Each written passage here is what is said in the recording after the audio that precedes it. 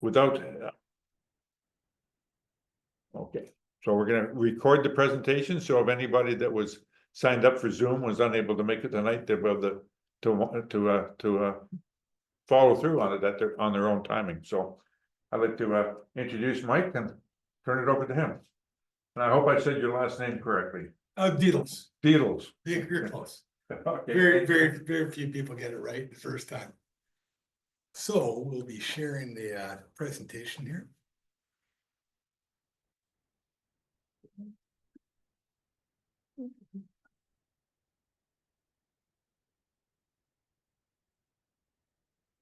We'll get that going in slideshow mode.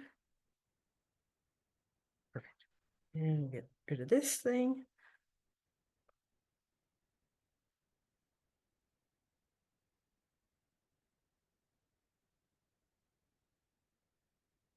There we go. Now I don't have to watch myself on the screen, but I won't know whether I'm actually standing in the middle of the camera, but that's all right. Anyway, glad to be here tonight. Love getting over to Victoria and seeing some different country. And so, yeah, I was talking to the coordinator, almost a year ago now when I came here in the spring about trying to get a talk set up, and we set up this April date. So glad to be here. I had a good look around a few sites in Victoria today, and I'll be telling you about what I saw there.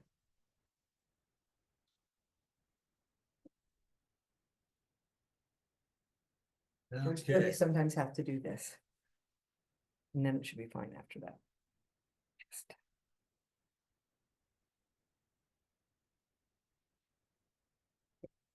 Just a little bit about me to start. I graduated UBC, like it says there. In the early 80s, there wasn't a whole lot of work. I ended up in wholesale and retail sales for 6 years, and then with the provincial government for 28 years, working in the range program and talking to people in Victoria. When I'm talking the interior, people sort of know what the range program is, but down here, maybe not so much.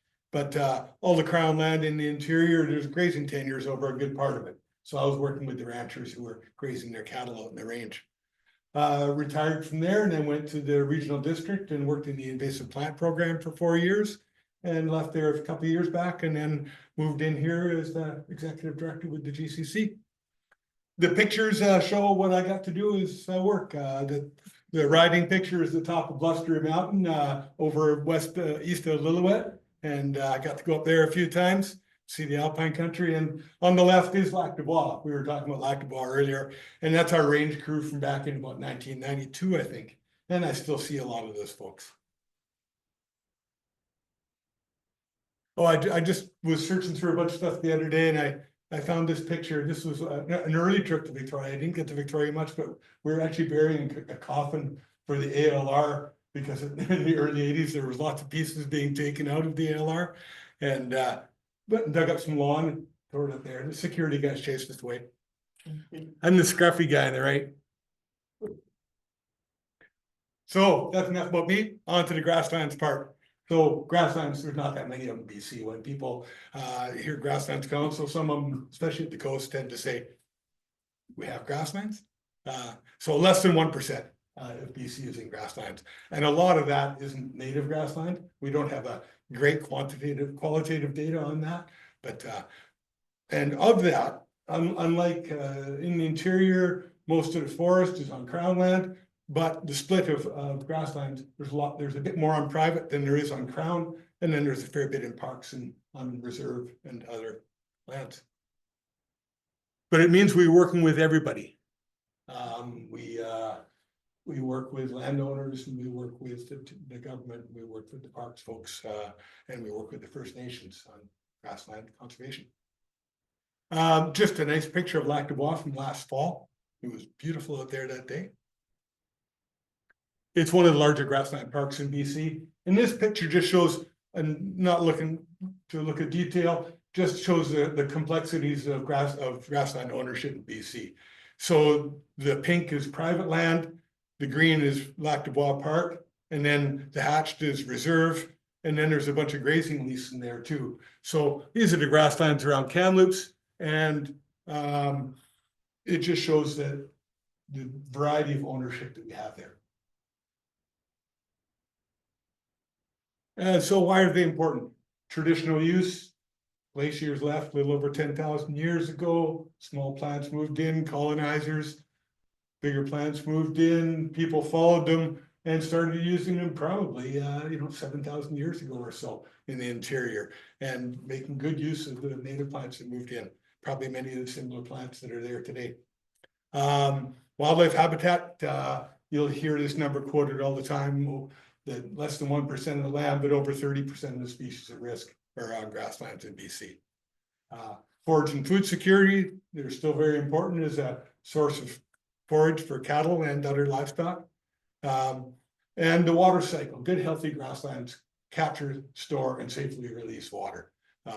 Pavement doesn't, and so they're very important to have healthy grasslands to keep water in place. And then a bigger one, of course, these days, all the time, is carbon storage and climate change.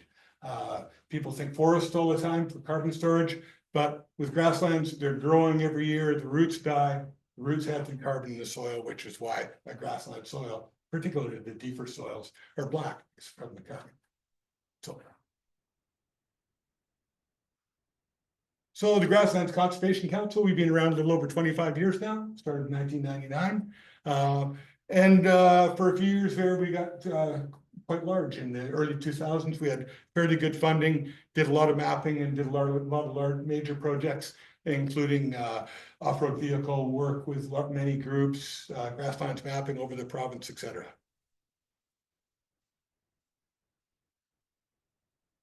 So why do I go around talking about grasslands? Because they're under threat. The biggest threat is conversion to other land uses. The top one there, vineyards, of course. So agriculture conversion, housing, once they're under houses, they're gone. And it's a big concern these days. Invasive species, that's orange hawkweed, not the most common grassland weed. The spotted knapweed is still the most common grassland weed in the interior. And so it's weeds really lower the value of grasslands. And one of the big concerns is just lack of awareness, which is why we spend a fair bit of time trying to get out and talk to people about grasslands.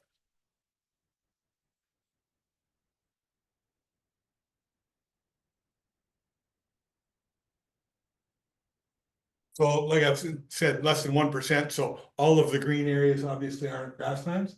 Those are just the regions that we have them in. So East Kootenay Trench, Okanagan, Thompson Uplands, Caribou, Chilcotin, and then there is the East Vancouver Islands and Gulf Islands. So we'll be talking about those a bit more after. Picture in the middle there is Peace River and the south slopes of the Peace. Of course, some of those were impacted with the Site C Dam. On the right is a bit more area around Kamloops, and then of course the Garry Oak Meadows.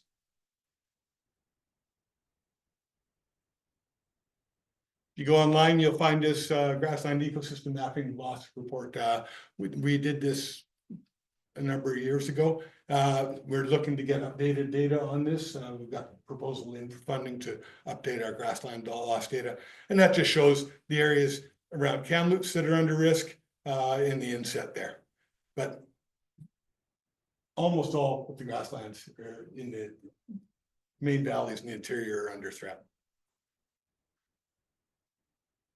And this was a map of the Okanagan that we did a while back, and the red areas at the time were considered under threat. And a lot of those have been developed. These ones around Vernon here on the ridge up near Okanagan Landing. Those have been developed for vineyards. A number of them have been developed for houses. And so we keep losing grasslands.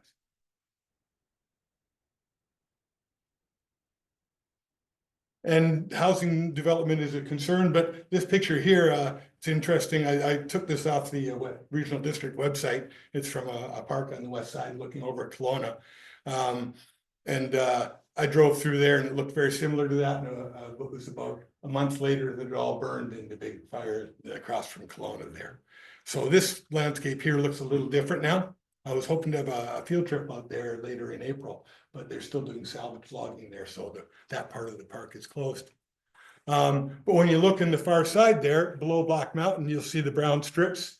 Those aren't for housing, those are for orchard expansion. It used to be thought that it was too cool for orchards up the hill, and well, turns out it was, because the year before they had the big winter kill with all the fruit trees there. So orchards and vineyards keep expanding. The slope above Black Mountain there, above Highway 33, quite a bit of that is also being developed for orchard. So we're losing the last little bit of natural grassland we have between the city and the forest there. So what do we do about it in the Grasslands Council? Those are the 4 areas that are in our strategic plan, the major areas: education, science and research, policy, stewardship projects, which we're getting more involved with.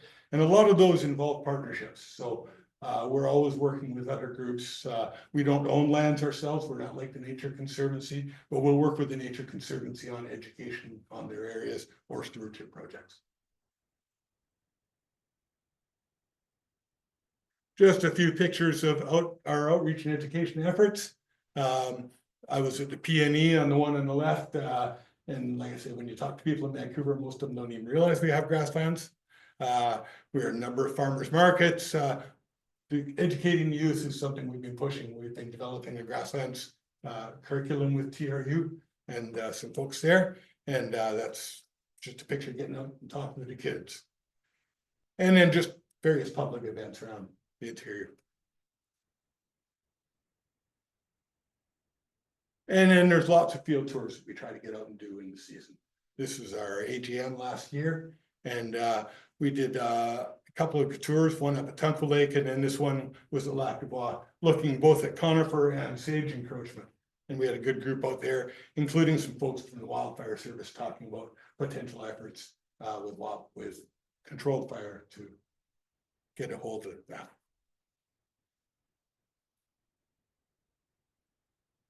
And just some other days in the field over the last couple of years. The one on the bottom left was at Fairview near Oliver, just south of Oliver. Very hot day. The good thing we got out there early in the morning that day. Here's some nature journaling sessions we've done near Kamloops. The one on the right was a group of agrologists that we had out on a tour at Lac du Bois. And then we've had done tours with Black Mountain. We also get out the word on social media. On Instagram, we put out some of our own material. Sometimes we pay folks like Ross Reed, who I believe is here in the island. I think he ran in the last election. But he's got, he puts up some very entertaining and fast-paced reels on Instagram. And the numbers that you see in the bottom there, that 22.5K is the people he's reaching with those. So we can put out a really good reel, reach our 100 people, or we could pay a bit of money and reach 22,000. We've got lots of great information on our website. So if you go to our bcgrasslands.org website, under resources, you'll see some of these items. We've got our videos taped and put on there. Currently, we're doing a series with students, some from Alberta, some from Thompson Rivers University, on current research that they're doing there, and giving them a chance to get the research out. A recent one, the one we had last week, was on virtual fencing, which is getting to be a more common thing that they're trying out in the interior. Right down in the area against the border where you were talking, the ranch up there last year, they did a project putting collars on, no wire fence, just they put out a little station and control the cows from the laptop. And they got really good control. They gathered in a day, and they could really precisely use some areas that weren't getting used, and then try to save some areas that are more sensitive. So it was a good presentation. So these are just some of the documents we have online, including a selection of our magazines there. I brought one of the magazines here, and feel free to grab one on the way out. And if folks who are online, you can find them under our resource section under BC Grasslands magazine. And we're currently working on our magazine to publish this spring.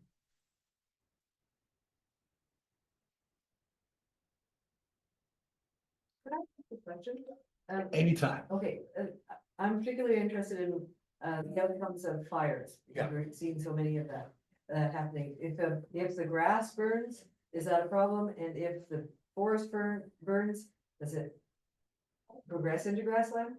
Yeah, when you see the grassland mapping, usually, oh, good evening. Hello. I'm Mike. just gotten started here, well, a little ways in. And, so as you'll see intensity mapping, there'll be low, medium, high, and severe mapping, and the dark red is the severe, and under that, but that's, most of that intensifier is under denser forest, where there's more heavier fuels. You don't very often get a severe fire just from, on grassland types.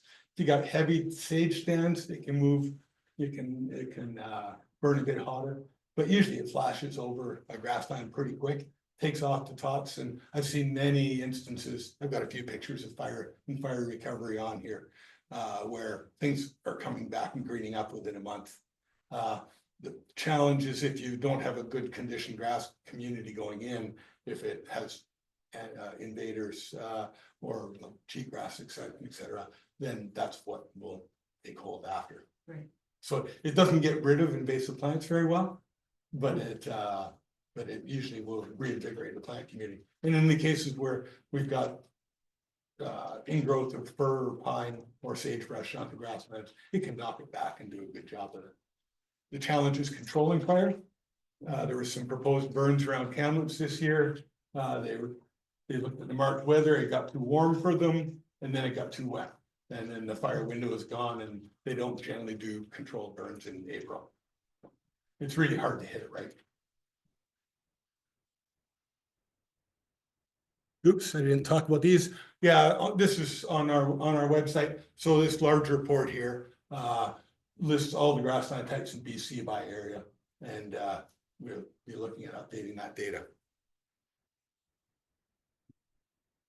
So within that, I just pulled this out, and it's just got a map of the oak meadows and terrestrial herbaceous types that are listed as grasslands in the South Coast. And this just tells you a little bit about them. Most of them are in the Gary Oak woodlands, or they're on just a very thin soils over rock. I've got a picture of the Harewood Plains ones down there. They're very thin soils there too. A little wet, a little wetter than a lot of our grasslands in the interior in a lot of cases. And there's some of the numbers under that report. So there's not a lot of grasslands in the South Coast, but they're very important. And as I traveled around today, looking at some of them, they're beautiful and unique types. And here's where they are here.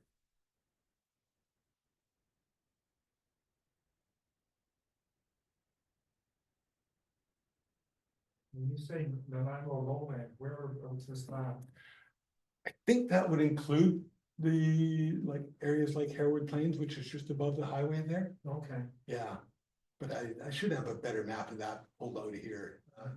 Yeah. And where is Victoria included in that, Summers? Well, that's a good question. I just pulled this out there last night, and I was just looking at it going, where's the Victoria numbers? Probably they're very low, Yeah, because a lot of that habitat would have disappeared, so there's some grassland parks, but it's not enough area to. it's just, yeah, the areas that were too rocky to build on, yeah. It's probably included in the Southern Gulf Islands.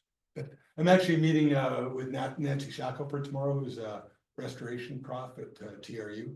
And I'm just gonna find out whether there's a good report done on Gary Oak areas here in the Oak Meadows.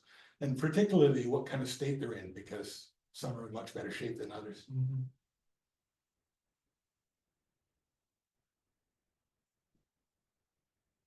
So the other thing we do is looking for support with the government policy. I don't expect you to read the letter there, but that was our letter to the government, basically talking about housing and the concern for grasslands, particularly with urban sprawl around the interior. You know, of course, we've had the more recent push for fast approval for housing and expanded housing. So this is Aberdeen Hills above Kamloops. There's a very nice rough fescue grassland just above the housing development there. And then the one on the left is one of the rare grasslands in the West Kootenays, Record Ridge, which is near Rossland. There's not very many grasslands in the West Kootenays. And this is one of the very few areas that there. But this area is proposed for a mine for magnesium, which of course, as soon as you get into the different metals these days, everybody's looking for getting this approved as fast as possible. So we've made some representation to don't forget about the grasslands when you're doing this. The problem is there's not much mitigation you can do with these things. If you tear up all the ground, the grasslands are gone. Yeah. Some of the stewardship projects that we've done a fair bit of Lac du Bois. It's fairly handy for us in Kamloops, and we get to work with parks there. So there's a weed pull, you can see all the bags there. And then we did a little bit of spray and treatment, and where there was some gaps left, we had taken some blue bunch wheatgrass off the pipeline. Taken care of it over the summer, broke it up in smaller clumps in the fall, and then went and planted it. Problem was, we thought that fall with the rain, it would get established. We planted September 22nd, then we had about 4 weeks of drought. So the poor little plants didn't do really well. But it was a good try, and we will continue to try that using plugs. But it's a big project that we've got these days is going this summer is looking to study on native grassland plants and availability of seed and how to grow them, how to gather seed. So we want to look at our state that we're in right now so we can plan going forward. What's the rate of growth when, like, if you put a plug down in an area that's 15 square feet in one plug? How long does it take to cover that 15 square feet? They're bunch grasses. They Okay. won't fill 15 square feet. No. No, Okay. you'd want to put a plant, But will the seeds disperse and? it would take time. Yeah. But quite often in the driest bunch grass zones, even on a good condition area, you don't have solid plants, there's bare soil. On the hot areas around Kamloops. As you move up in elevation, you'll get, so there's less gaps, but when you're down low, they're not a solid mat of grass. Okay. Can you give us a little rundown what plants are in this bags? Oh, that was primarily spotted knapweed. Not, Spotted I knapweed, see. yes, Yeah. yeah. There's a little bit of chicory. Chicory grows quite tall, Yeah. deep rooted. Wasn't considered a big problem, but it's really starting to spread off of the roadside and into the grasslands. A little bit of burdock there. Those are the main ones we'd be pulling on that site. Yeah. With our weed projects there, we're concentrating on the newer invaders. There's a lot of knapweed. We can never pull it all. There is biocontrol on it, so hopefully that'll work down. But there are a few plants where you've got, 10 plants on the site. Let's get rid of them while they're small and get them mapped and get back and do it again and again so they're just gone. One of those is baby's breath. There's a patch of baby's breath that's there. And it can be a bad grassland weed. People don't think of it. This is just a site of encroachment. Trees aren't always good. This is a bunch of ponderosa pine. And if you look at those pines, there's nothing there over about 50 years. So 50 years ago, that was a bare open grassland slope. And now it's getting filled with trees. Those will get bigger. They just turn into a fire hazard and we've lost our grassland attributes there. It would have been kept at bay with both wildfire and traditional cultural burning back in the day. But when you get a flush of seeds and you get a bunch of plants coming in now with no fire, they'll grow up and you just end up with a thick stand.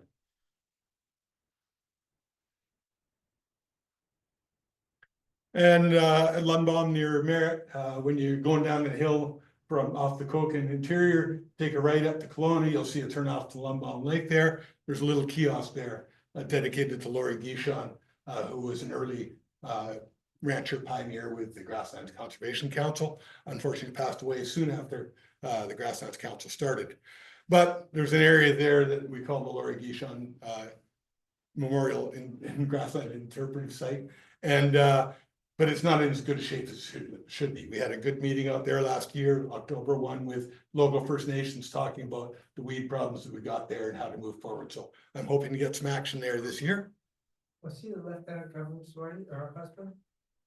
Yes, Yeah, Judy. okay. Yeah. Judy, yeah.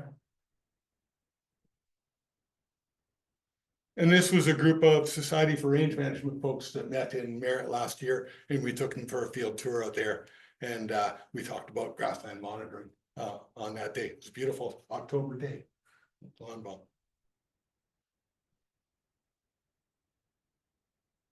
And this is just a picture of me out at Parks with stewardship person with Parks, Stephanie, and this is at Tunquil Lake. And off to the right there is what it looks like under the thin pines when they burn. It's interesting because the grass that's coming in there is pine grass, which doesn't go to seed under the timber until it's harvested or burned. And then all of a sudden you've got this flush of seed there, and along with fireweed. So yeah, we're just monitoring that. This has been in a park, but it's still being grazed. And so it is being monitored every 5 years or so, just to see if there's changes in the plant communities there. Working with First Nations is more important all the time. Just heard that there's a recent purchase of a ranch by in near Ashcroft. The Ashcroft Ranch was owned by the GVRD. They bought it to put in the landfill there, not putting in the landfill. So it's been announced that local First Nations have bought it, and so they'll be running that ranch. They own a number of ranches in the interior now, including Harper Ranch right beside where I live. So working with First Nations both on reserve and on ranches they own, as well as on Crown land, is something that we're making more effort at these days. This is a group from Canoe Creek that came down and looked at Bob Haywood Farmers Ranch, just looking at how to manage those lower grasslands. The bottom picture on the right was a session that we had about what's it called? Restoration Symposium. First Nations led Restoration Symposium a couple of years ago in the fall. And there was a group out in the Sconlith looking at their grasslands. And now I was just going to show a few pictures of various grasslands around the southern interior. I haven't looked at the time. Lost time. You're what, 45 minutes into it so far? Okay. Yeah, hello. So on the First Nation side, like when you drive through the valleys, that's where you'll find a lot of reserve lands around Kamloops. You're in Kamloops. Kamloops Reserve has a lot of the slopes above the Thompson. Drive a little west of town, you got Skeecheson, and then there's about 4 or 5 bands right around Ashcroft, Cache Creek. And then of course down the Fraser Canyons, a lot more, and then running up the Fraser Valley towards Williams Lake. And a lot of them have their reserves based on grasslands, and they've used those for years. So we're working with them more all the time on grassland stewardship.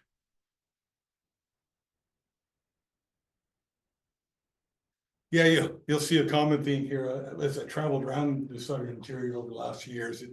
I've been taking pictures of burn places all the time. Eagle Bluff is right near that NCC conservation area, right down by the border. And then that was, you can see the line where the fire was stopped there. This is just a fall picture with sumac in the front. This is one Hurton grassland. This is where livestock were driven right when they first got brought into BC. They got brought up from the south for the gold rush days, came over the border to Soyuz. And I think they must have stayed there for a while because there's really nothing under that sagebrush. You can just see how gray it is there. So there's a fence right beside here, just a 3-wire fence that you can walk through very easily and then be on the American side. But that's the border station there. But I'm told don't go over or they'll be up there in 2 minutes. But yeah, that would take a lot of rest to bring that back. There has been fires adjacent to it, but it didn't burn that. So you said the cattle came through, so was it cattle grazing that and stopping it to death or what? It's primarily grazing influence there. There's also been a long history of horse use there too. Okay, But yeah. so that would, the abuse that happened 150 years ago is still there. It's over 150 years. Yeah. So it's a long-term deal. Yeah.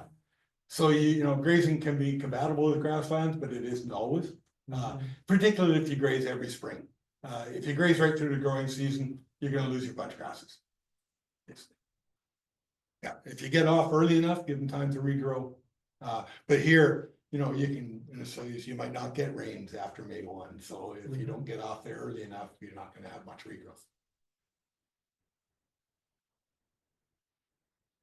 And then, so that was right down the valley, and then Mount Cobo looking over Soyuz and looking right over to Smilkameen.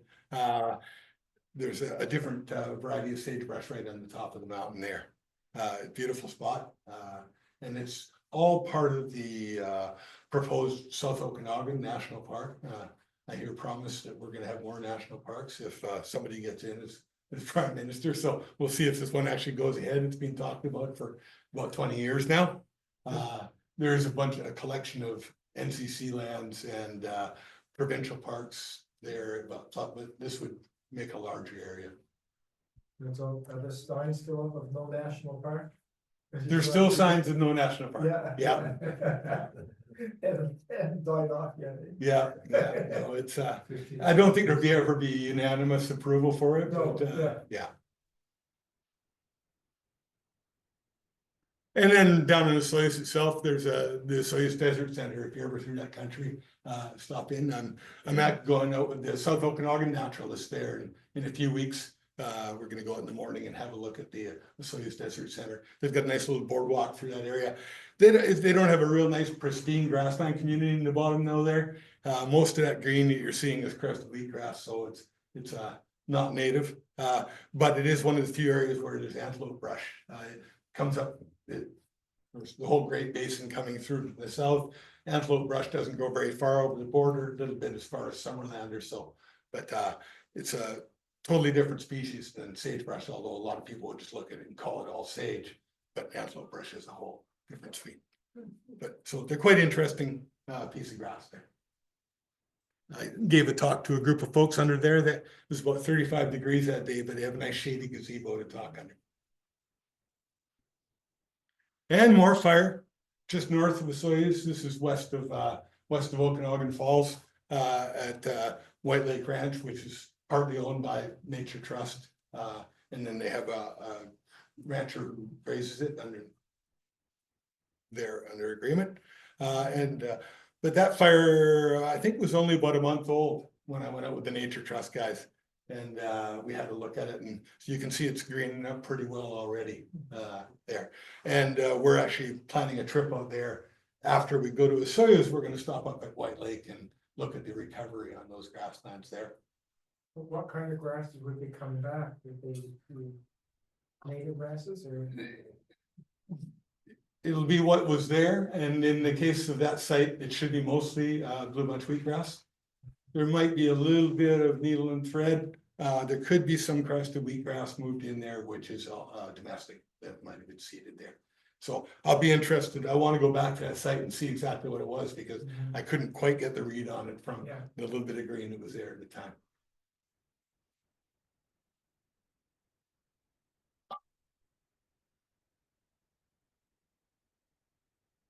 Some of you might know Don Gayton. Don's very well known in the interior. He lives in Summerland, and he worked in the Kootenays quite a bit and has done a lot of work on southern grasslands. So, got out there with Don. We were a little tour last year with a group of folks, and looked at the Trout Creek Ecological Reserve. So it's an area that's fenced and been fenced for quite a while. Doesn't have great access. We're happy to have Don show us around there. Last year was an amazing year for balsam root, the yellow sunflower there. All over the southern interior. So many plants are so cyclical, and last year was just a balsam root special. Yeah. Does it have an active stewardship group looking after it as much as they can? No, it's sort of just left on its own. There's not a lot. Don sort of looks over it a bit, but there's not a real team there. But it's fenced off, so it's. But it is fenced off there. Yeah. Crazy. And I don't know how much grazing is right, like, I remember walking through the gate there. It's not like there was a bunch of grazing outside of it. Yeah, we are, as a group, looking at doing some monitoring on ecological reserves around Kamloops. There's one on the McQueen side of Lac du Bois, and then one on the Trunk-Heel side. And we're not sure how much monitoring has been done there, but we'd like to get some started.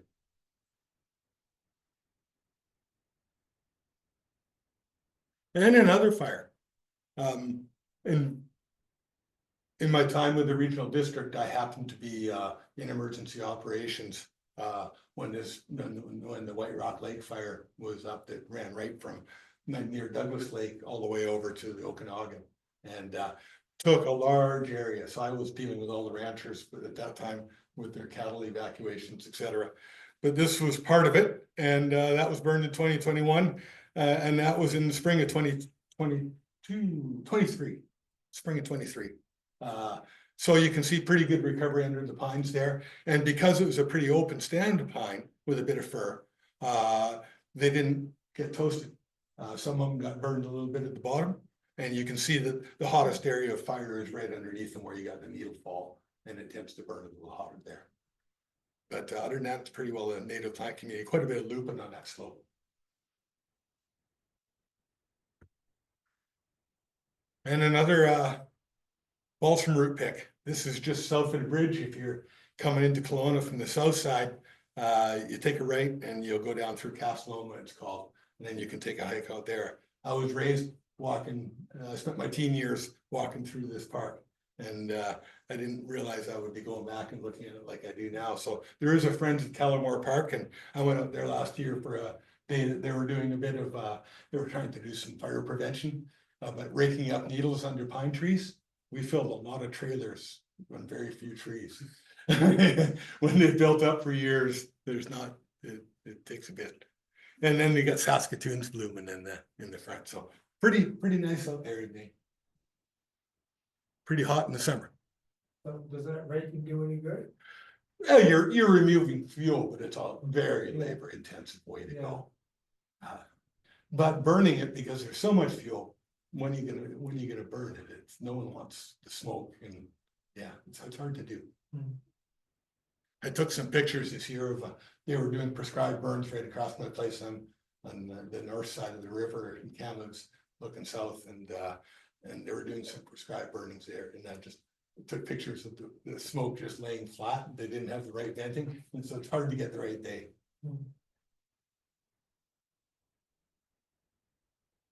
And there's a tour that we did out at Black Mountain Park in last April.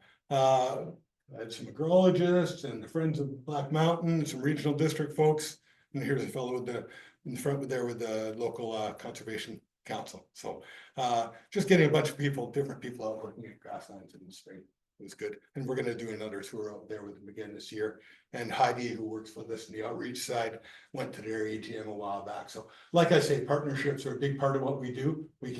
We're a small organization. I'm a part-time ED trying to cover the province with it. And so we rely on other groups. And I guess still through the Okanagan, there's some small areas of grasslands. The Vernon Commonage was a commonage because it was common grazing area, but now a lot of it is private, and there is some more development is just being approved there. So we're worried that we're going to continue to lose these small patches of grassland that we have in the Okanagan. There is an education center right there, right up the top there on the old federal lands, which are quite weedy below it, but they do some good stuff as far as educating the public about grasslands and plants and animals. And Douglas Lake Ranch, everybody's aware of that. It's a big, beautiful piece of grass, and they do a pretty good job managing it. I'm talking to their manager about, they actually own Douglas Lake Ranch near Merritt, but they also own ranches up near Williams Lake and about 3 or 4 up near Williams Lake. And so they control a large area of grassland in the interior. So I'm talking to their manager about getting together with the cow bosses potentially later in April, and just doing a quick rundown about grasses, because they know the grasses from their perspective, but they may not know, so we're speaking the same language. Is what we want to do. So this picture was early December, believe it or not. The group that we've got standing down there on the right, Bob Haywood Farmer was there, who was our chair at the time, and Bob came over and met with folks from the Canadian Forage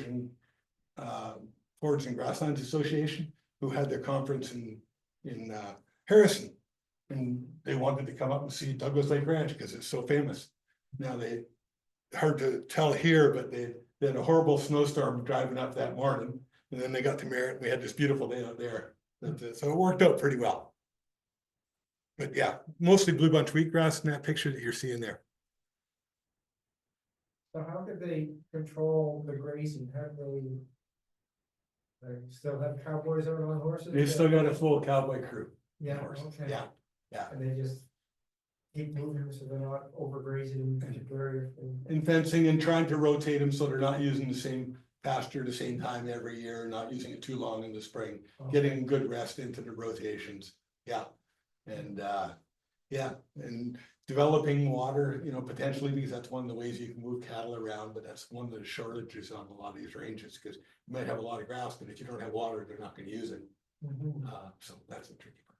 They look at restricting the number of cattle to help them. Well, yeah, stocking rate is important. If you're producing a ton a hectare, you know, and you need so much to feed the cow. So it's just not a whole lot different than feeding the hay bales. You know, you've got so much feed that they're needing, and you can calculate that off the grasslands. And if you don't have the feed there, you're gonna run out. So yeah, on crown land, it's a utilization level. Basically, you're looking at stubble heights. So they're supposed to remove when the stubble height reaches a certain level.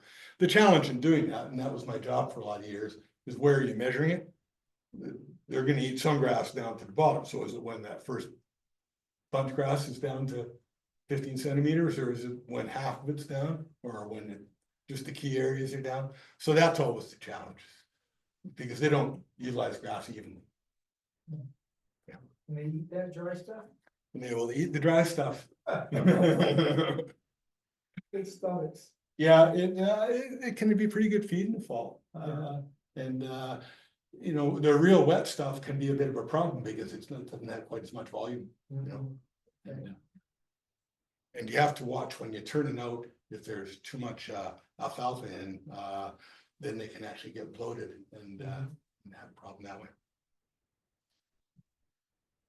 If you watch Yellowstone, you might have seen the episode where they actually they were fighting each other, and somebody spread clover seed out, try to bloat the cattle on purpose. Yeah. This is a Chilcotin Ranch that Douglas Lake owns, Cotton Ranch out toward west of Williams Lake in the Chilcotin country. And we were out there listening to a presentation from somebody doing their master's report on carbon storage in the grasslands versus the adjacent forest.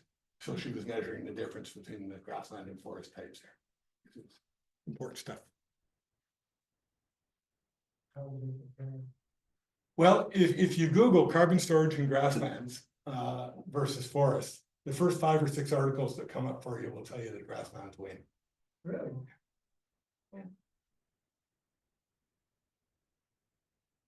You know, it's the below ground mass that makes a big difference. Okay.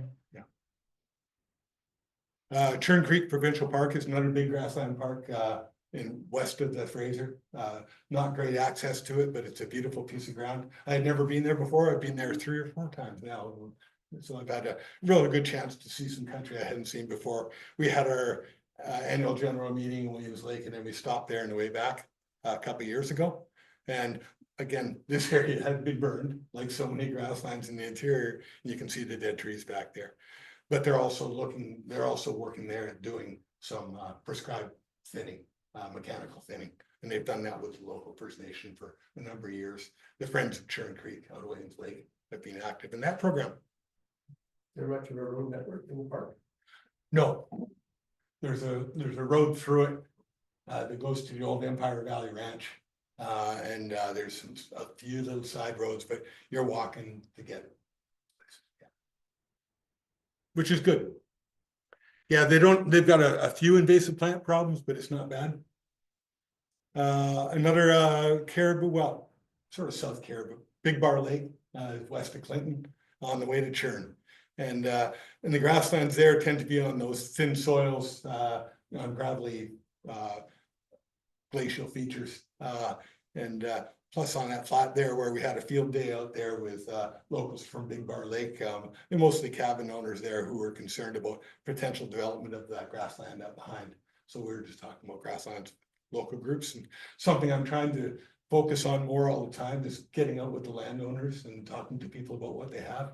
Both in the case of, you know, big ranchers who, you know, they'll know their grass, but we can get out there and tell them a little bit more about other plants. And then a lot of newer landowners, people who come up from the coast, bought some property and really don't know grasslands at all. And we spent a bit of time out there with a few of those last year. And it's always really rewarding to do that. Yeah, these ones have been found to be having quite high, I think, yellow badger densities, spadefoot toad and some of the ephemeral ponds and stuff, so. Yeah. There's a lot of things other than plants that are strongly associated with some of these interior. grounds. Yeah, and I should maybe throw a few more of the endangered animal species slides into my presentation. Tiger salamander. I gotta talk about grass. This presentation, we also had, folks out with the Invasive Species Council and a fellow who's with, Silvis Environmental, which handles,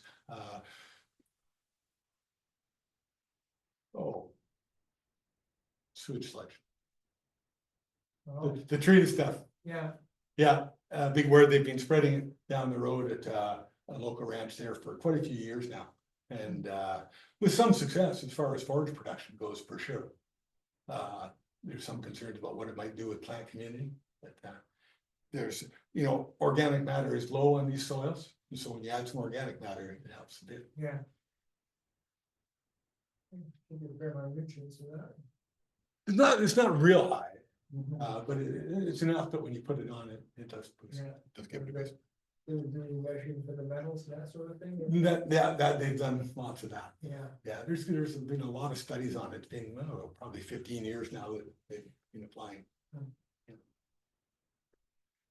A few local areas. I was in Nanaimo last year and I got out with local naturalists there and I looked at Harewood Plains, which doesn't look very impressive in August. It's a bit of a thin grass stand and you don't really see very many of the flowers, but that's what it looks like off the website in the summer or in the spring. So I'm getting through there in May. Go and talk to the naturalist there, I think May 15th. And I'm looking forward to seeing the Harewood Plains in bloom. And they've got some unique species. The Hosakia there is the flower of Nanaimo, and it's really only found in about 3 sites in that area. So I'm looking forward to seeing that. And they've got an active Protect Harewood Plains group. We did write letters representing concerns with potential development there. There is some private land right there that's slated for development potentially. And got pretty good response from local government representatives. So we will continue to talk to them about that. how large is the area? Not very large, like under 100 acres of opens. In all, it's a little over, but less. Yeah.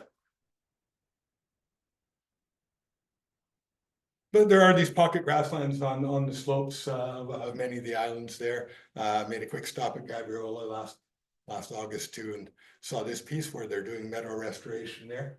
Of course, with canvas and stuff, you don't see it in August hardly, but I'm looking forward to seeing that one hopefully in May again. As well as Halliwell on Horby Island, which we saw a couple of years ago, and again, we're gonna go there in May and have a look this year when it's green. These are just pictures off their website. Is the Adams Trust involved with Gabriel?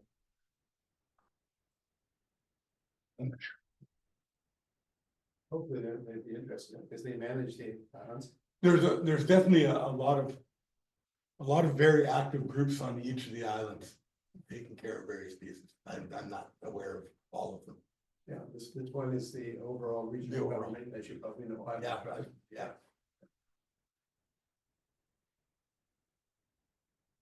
And a couple of years ago, when I was down at a conference, I got out to Trial Island. Everybody know where Trial Island? Off Oak Bay there. And they've been doing active control of Scotch broom, as well as English ivy.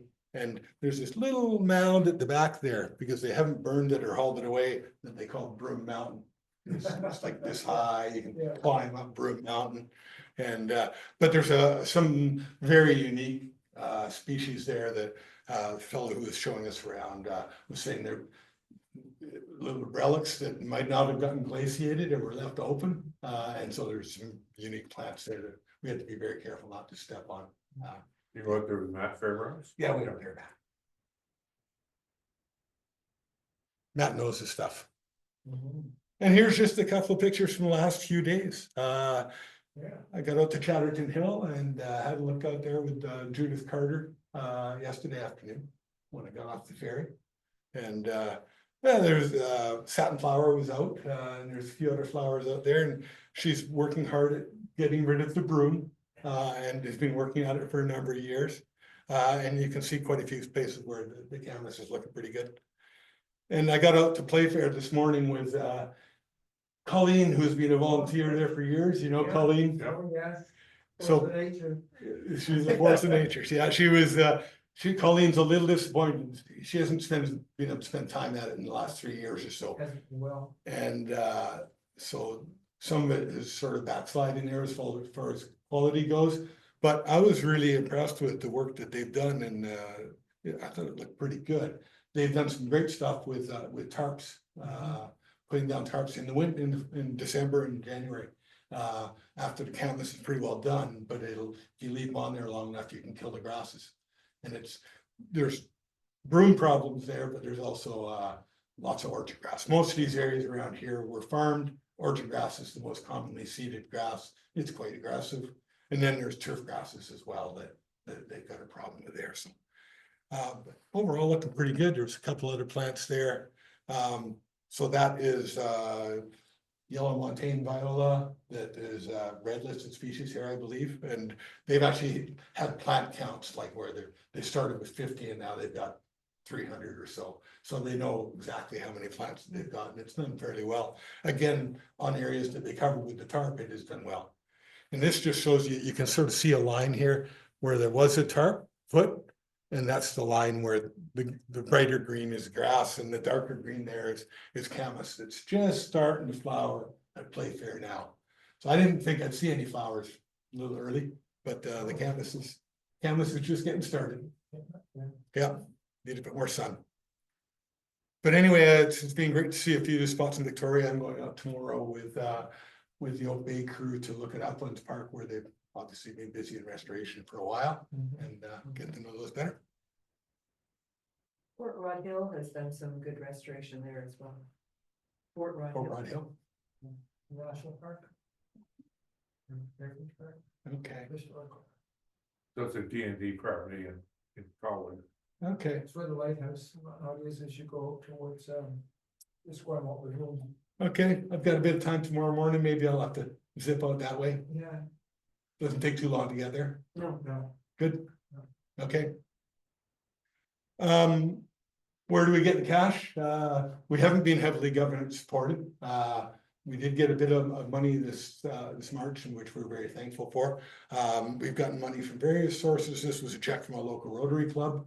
And that's January lower grasslands around Kamloops. Tom Dickinson on the right was the past Dean of Science at TRU, Bob Haywood Farmer in the middle, and Dennis Lloyd on the left, and Dennis is well-known ecologist in the interior. And so we got a bit of money from them. We've gotten a bit of money from gaming that we use mostly for our education stuff. We've gotten fairly regular funding from gaming. But then just last fall, we got a significant donation from a private foundation over 3 years, which was great. Oh, wow.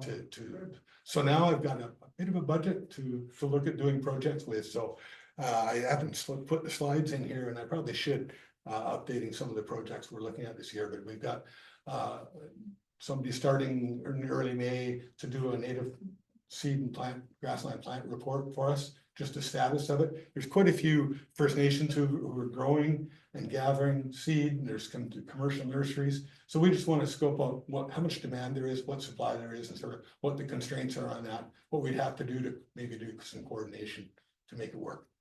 So that's one thing we're doing, and we've got a couple of conservation techs working in cooperation with other groups that are going to be working primarily in Lac du Bois on invasive plants and potentially sagebrush control and a couple other things. And Heidi works with us in Kelowna doing outreach in the Okanagan, as well as doing stuff that she can, like putting together a magazine and our webinars that we've been doing weekly, and does a great job on that. And then we've got somebody working on grants with us. So we've gone from having me part-time to having a few more people working for us now. On the funding side, we've also had a major fundraiser in the fall. First year we made 22,000. Last year after we made 35, and this year we made over 40. with really good support from a lot of sponsors. A lot of that was just cash, not just auction items. It was people giving us money as sponsors. So it's been really good. And we're actually moving in next year because the venue we're in got a little small for us. So we're moving up to Thompson Rivers University for next year. And our AGM is coming up. The posters from our Williams Lake one a couple of years ago, but I'll get our new one in here, and we're going up to Kimberley this year. We tried to rotate it around the province, it being a provincial organization. We're actually thinking about coming down to the coast for next spring.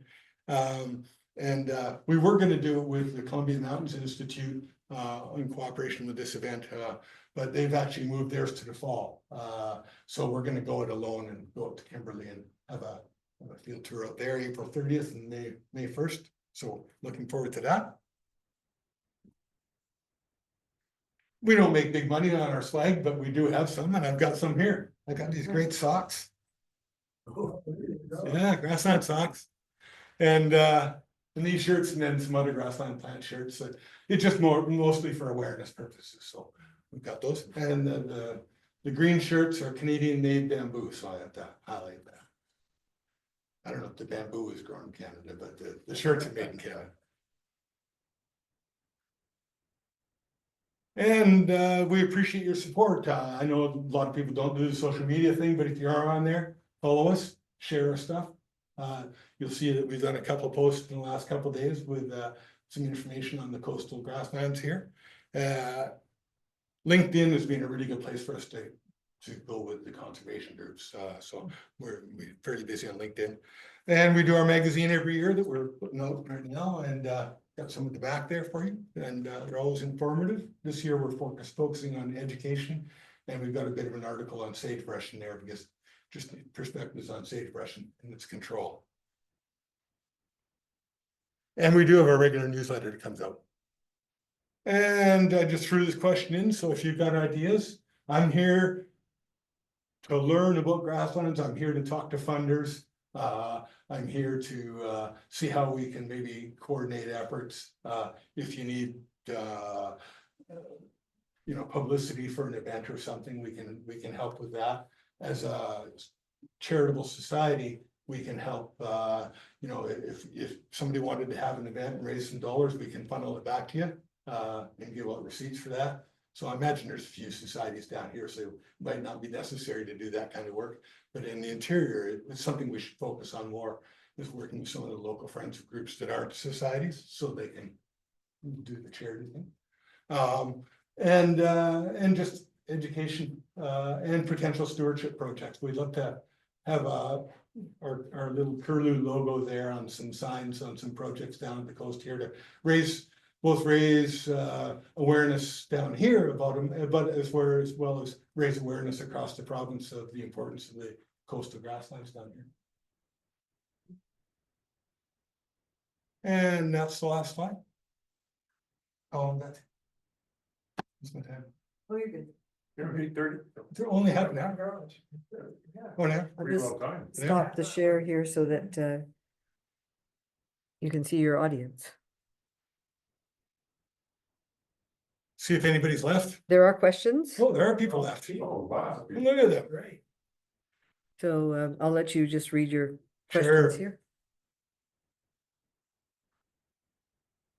Yeah, the first one there, it is hard to imagine when you think of the Chilcotin, because there are some big passages there. The numbers are all in that report. So yeah, when you look at the southern interior, you can definitely see there's more grassland there. But when you consider the whole area of BC, including the north, which has very little grassland except a little bit in the east and very patchy in the northwest, that's where the numbers go.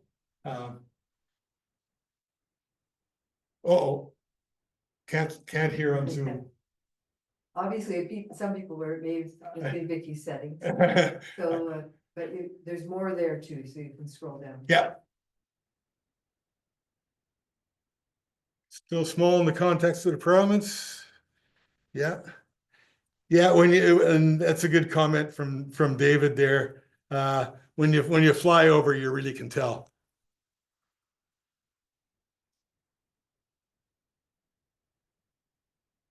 There, in the Peace River, most of the grasslands that are there, there's a little bit on the south slopes of the Peace, but most of the open country that there's there would actually be aspen country that has been converted to farmland. So it's not true grassland types. There's a little bit, but not that much. It's all under side C now. Yeah. And somebody visited the area now flooded by Site C, and another one where I didn't talk loud enough, I guess. Oops. Sorry, Susan. And I think that was all the questions. Yeah, that's it. That's it. Yeah, I think with the grassland percentages, it's kind of confusing, because if you look at the ranching community, much of the grass that their cows eat are under forests. Yeah. So I guess those forested grassland ecosystems are not included in your grassland amount. There's a bit of debate about, the definition sort of says less than 10% forest cover would be grassland. Okay. But when they do the provincial inventory, it actually is at 15, so that overestimates the grasslands a little bit. When you see the grassland polygons, it's done at 15% cover. But a lot of it is under forest cover, and you know, the majority under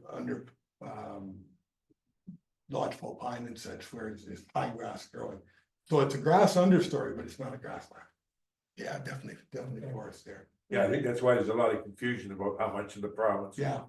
is in grassland. And the other thing is that 0.8% doesn't give you an idea of the quality of the grassland either. There's a lot of it around Kamloops, most of that area in Knutsford, when you come down to Kamloops, from the Nicola. It was homesteaded back in the day, and it was reseeded to crested wheatgrass, which is from Siberia. So it's still a grassland when you look at it, but it isn't a true native grassland. And crested wheatgrass is good forage, and good for soil stability. Is not same deep rooted as their native bunch grasses, but it doesn't provide the same habitat benefits and such that the native grasses do. And it's definitely not as diverse. It tends to not have that much. Now you have some new messages. There we go. Yeah, when I was working, I got the opportunity with the Canadian Forage and Grassland Association to do a bit of a spot inventory around Kamloops, and I was actually a little shocked at how much was crested wheatgrass. And what is so special about the grasslands? What do we lose when we lose them? Yeah, unique birds, mammals, plants that live there. Well, like I said, I quoted 30%, but that's just the species at risk, and that doesn't include some things like, you know, bighorn sheep, which aren't on that list, and others that are, you know, unique to the interior. What I think is that people underestimate, if you look at tourism photos of the Okanagan and the Thompson country, they're all grassland. It's what people are looking at and recreating on around Kamloops. The mountain biking business and stuff, everybody is out on those open areas, and it's and they are the views that we have around Kamloops. So there's lots about the habitat, unique birds, mammals. You know, when it comes to the reptiles, rattlesnake, there's 6 snakes in BC, and almost all of them use the grasslands at some time or other. And of course, rattlesnakes are on the endangered side. Badgers? And then badgers, and badgers struggle partly because of loss of habitat and partly because of road mortality. And that's the harder one to fix. Sharp-tailed grouse, there's very limited numbers, and of course there's been ongoing efforts to get burrowing owls back, and with some limited success. But at Lac du Bois, they haven't been successful, but some of the private grasslands south of Kamloops, they have been more successful with getting the birds to return. Meadowlarks. The grassland birds in general, the meadowlarks, the bluebirds, yeah. We have another new message.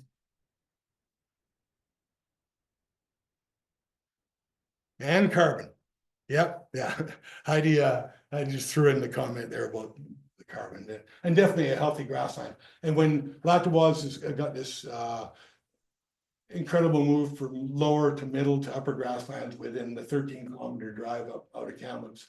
And the soil color changes as you move uphill from brown to dark brown to black as you get up in the upper grasslands. So it's just that little bit of extra moisture, and the difference in grass species, they shift from blue bunch wheatgrass type to rough fescue, and which produces a lot of roots, is very dense and produces very rich soils, which is why they tried homesteading up there, because the soils were better up there.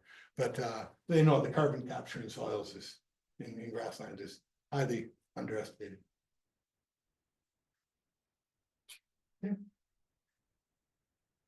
All right, well, thank you so much for coming down and giving us this presentation. It's kind of I think what many of us here on the coast don't sort of put our grassland types into sort of the grassland mix of the province, so it's kind of an interesting sort of perception, Yeah, that's one perspective, so. reason I wanted to try to come down and make sure I connect with folks down here, because I know there's lots of folks interested in it, either with roots in the interior like yourself, or just have been there or want to know more about it. And then I think more people in the interior should know more about your types down here. Yeah. As far as the people online go, I am around in the morning tomorrow. If anybody does want to get together and have a quick chat, I might zip out to that park that you're talking about and have a look there. So if you want to get hold of me, the best way, and I'll just type it here. It's 250. Don't hesitate to send me a text and we can run out towards Souk there, have a coffee and Hit the send. do that. Yeah. Yeah, that's it. That's the best way to get hold of me in the short term here. Other than that, it's Mike@bcgrasslands.org. Appreciate your time. All right. Thanks for thank you tuning so in, much. folks.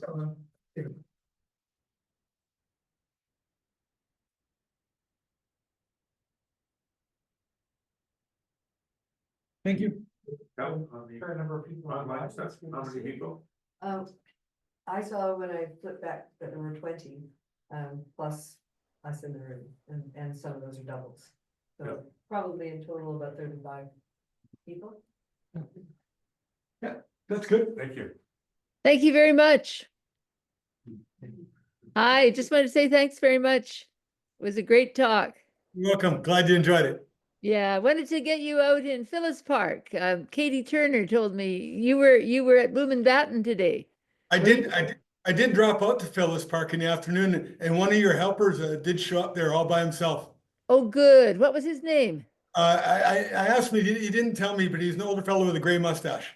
Well, probably next door. Oh, okay, probably Bob. We'll find out. Anyway, I'm so glad you got out there. He was busy pulling blackberry. Oh, how about that? But after taking a walk through it, I can see why you wouldn't want to go out there when it's wet. Yeah, that's for sure. Yeah, it's a very vulnerable area. Absolutely beautiful. The Camas is getting ready for a spectacular show. And I guess you saw the erythronium. You got a good view of satin flowers and fawn lilies. I did. Good. Katie asked me. Sorry, go ahead. Both at Chatterton and at Fairview or at Good. Playfair. Yeah. Oh, Yeah. Playfair too. Yeah, that's great. Katie had mentioned a little bit late. I got the message a little late. Otherwise, I might have met you up in Phyllis. So that's great. I'm glad you got out there and got all around the area too. So that's fabulous. Thanks again. And it's neat to see the team that you've got here. Like talking to Katie today, she's got the crew with North Saanich there. They're interested, and I'm going out with the Oak Bay folks tomorrow, Wiley, yeah. So I'm glad you got out there with Wiley. Take care, Yeah. and thanks for all the work you're doing for BC. You're welcome. Take care. Bye-bye. Thanks, everybody. Yeah, Thanks, this isn't what I thought.